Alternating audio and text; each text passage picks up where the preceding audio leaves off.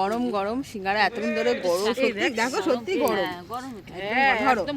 গরম গরম সিঙ্গারা নিয়েছি। সেদিকে মাঠে নিয়ে গেছিলাম, প্রচুর খাটাখাটি করিয়েছি, সেই জন্য একটু গরম গরম সিঙ্গারা খাওয়াচ্ছি যাতে আরো একবার মাঠে যাই, তারপরে চপ খাবো। ঠিক আছে, আর আমরা কোথায় বসে আছি দেখো, খোলা আকাশের নিচে, খোলা আকাশের নিচে। এই যে আমাদের ছেলে পেলে র্যাকেট খেলছে। তো দাও বার করো সিঙ্গারা গরম গরম।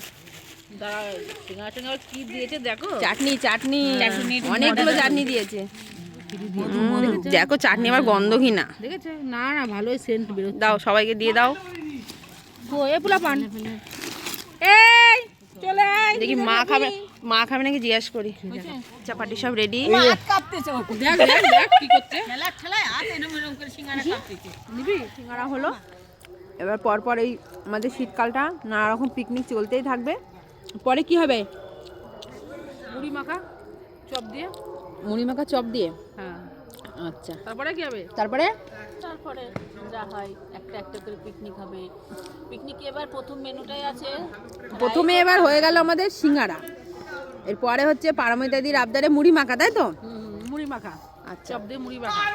তারপরে এবার হচ্ছে মেন আইটেম, সবার আবদার, বাচ্চা কাচ্চা বলেছে ফ্রাইড রাইস চিলি চিকেন। তো দেখি এটা কবে করা যায়। টুকটুক করে এবার তো আমাদের পিকনিক চলতেই থাকবে, সেটা তোমরা দেখতেই পাবে। আর মাঠটাও ফাঁকা আছে। আর এবার মাঠটাও পরিষ্কার হয়ে গেছে, এবার বেশি কষ্ট আমাদের করতে হচ্ছে না, এটা সবথেকে বড় কথা। সব র্যাকেট খেলা শুরু করে দিয়েছি, এখানে সব খেলা টেলা করবে, আর এখানে আমরা রান্না বান্না করবো।